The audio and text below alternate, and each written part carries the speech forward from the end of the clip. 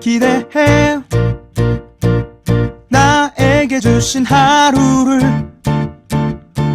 때론 피곤하고 일어나기 싫고 널 깨우는 알람 소리에 짜증도 나겠지만. 안녕하세요.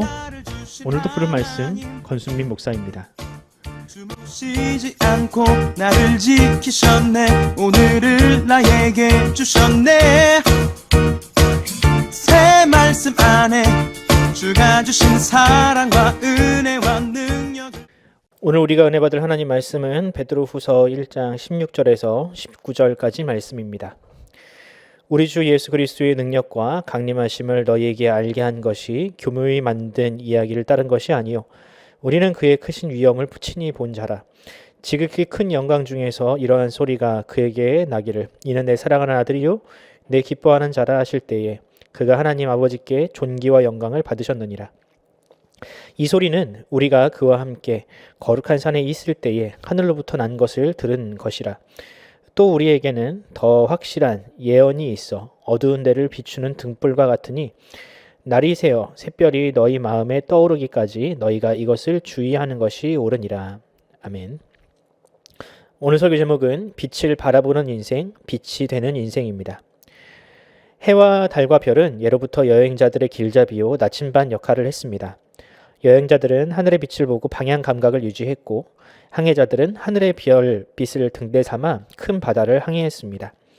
그뿐 아닙니다. 어떤 사람은 하늘의 움직임을 보고 미래를 예측하기도 했으니 하늘은 땅과 결코 분리된 영역이 아닌 듯 합니다.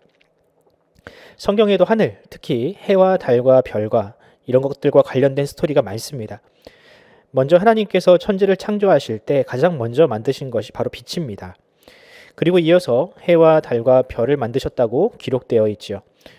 또 가나안 정복 전쟁에서는 여호수아가 해를 멈춰 전쟁을 승리하기도 했고 히스기야 때에는 해를 15도 뒤로 물리는 이런 기적이 일어나기도 했습니다. 또 다가올 성탄절과 관련된 이 별과 관련된 유명한 이야기도 있지요.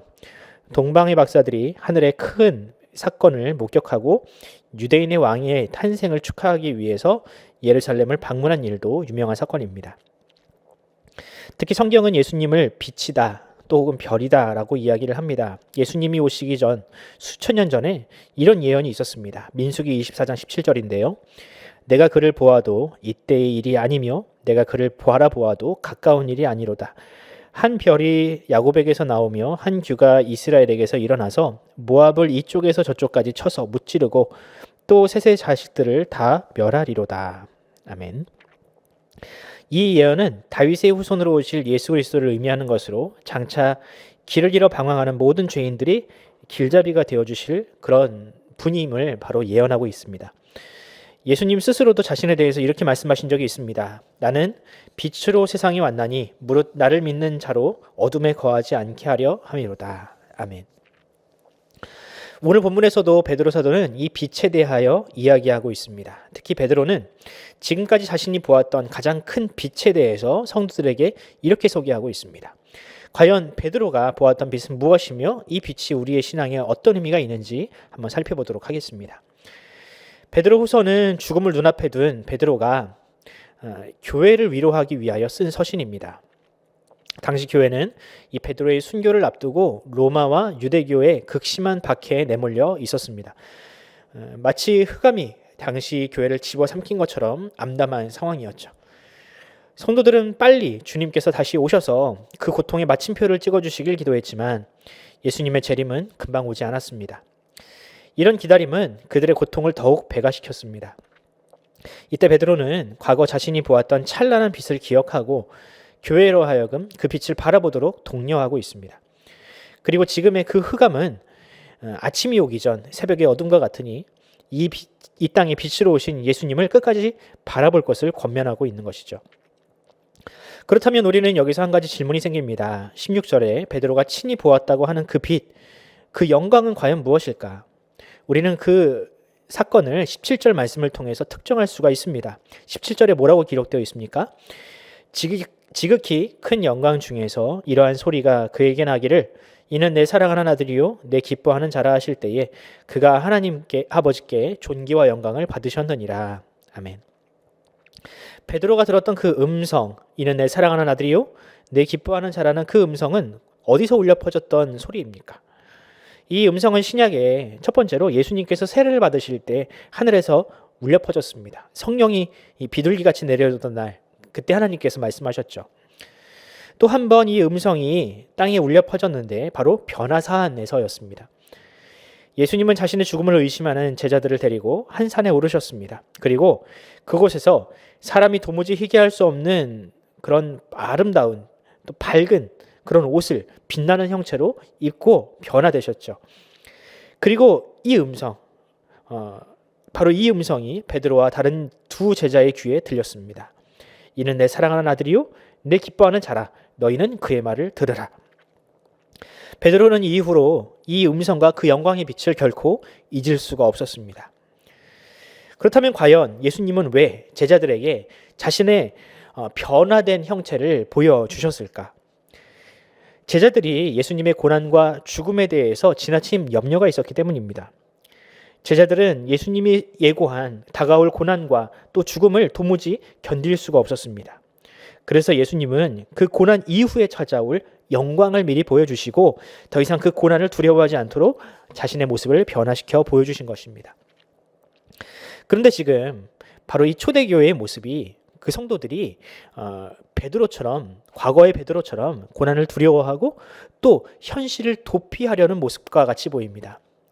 그래서 베드로는 과거 자신이 보았던 그 찬란한 영광의 빛을 이 교회에 선물하고 있습니다.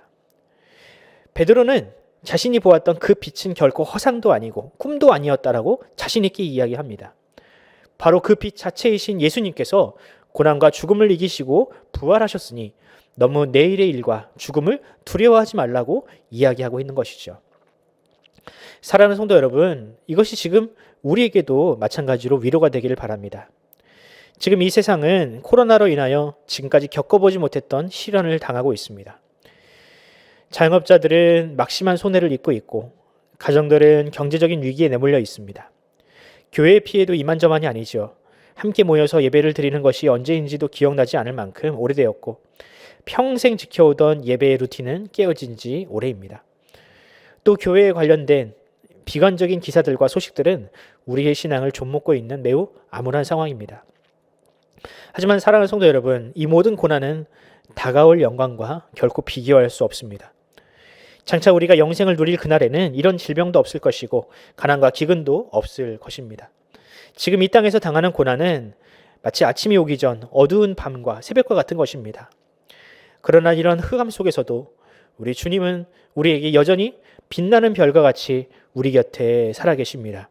바로 여러분의 마음속, 또 우리 성도의 교제와 위로 속에서 그 빛을, 그 따스함을 우리에게 비추고 계십니다. 또 주님은 우리에게 빛이 되라고 하십니다. 세상이 질병과 전쟁과 가난으로 고통을 당할 때 교회는 세상의 빛이 되어야 합니다. 마태복음 15장 16절입니다. 이같이 너희 빛이 사람 앞에 비치게 하여 그들로 너희의 착한 행실을 보고 하늘에 계신 너희 아버지께 영광을 돌리게 하라. 아멘. 세상의 빛이 되어야 할 교회가 세상을 근심케 해서야 되겠습니까? 지금은 우리가 세상을 위로할 때입니다. 그 위로자의 사명을 우리가 감당합시다. 예수님의 사랑으로 희생과 포기와 용서를 실천합시다. 그러면 우리를 통하여 하나님이 영광 받으시고 또 세상이 우리의 빛을 보고 참된 빛을 바라보게 될 것입니다. 오늘 하루 그 빛의 사명을 감당하시는 저와 여러분이 되기를 간절히 소원합니다. 기도하겠습니다. 사랑의 하나님 감사합니다. 주님, 빛 대신 주님께서 우리와 함께 계십니다. 흑암으로 어두워진 이 세상 가운데 빛으로 오신 주님의 성령이 우리와 함께 하시니 어찌 우리가 방황할 수 있겠습니까? 주님, 주님께서 우리의 길잡이가 되어주시니 우리가 진리의 길로, 생명의 길로 나아갈 수 있습니다. 하지만 하나님, 이 땅은 지금 코로나 바이러스와 각종 여러 가지 어려움으로 말미암아 너무나도 신음과 고통 속에 휘말려 있습니다. 주님, 이때야말로 빛이 필요한 시대입니다. 주님께서 우리에게 나눠주신 그 빛을 가지고 세상에 나아가 세상을 밝게 비추며 진리의 깃발을 들고 이 세상을 위로하는 사명을 우리가 감당키를 원합니다. 주여, 주의 성령이 우리를 인도하시고 우리로 깨닫게 하여 주시옵소서. 감사드리며 예수 그리스도의 이름으로 기도드립니다. 아멘. 사랑하는 성도 여러분, 우리가 함께 기도합시다. 오늘 하루 빛 대신 주님 앞에 우리가 살아가겠습니다. 우리를 하여금 어둠으로 향하지 않게 하시고 우리를 항상 진리의 길로 인도해 달라고 기도하시고요. 또 우리 자녀들 빛의 자녀들이 되게 해달라고 기도해 주시며, 또 대입과 또한 취업을 준비하고 있는 우리의 자녀들 역시, 또 군대에서 이 추운 날 훈련받고 있을 우리 자녀들에게도 하나님 은혜를 베풀어 주시옵소서라고 기도하면서 오늘 하루를 시작하도록 하겠습니다. 함께 기도합시다.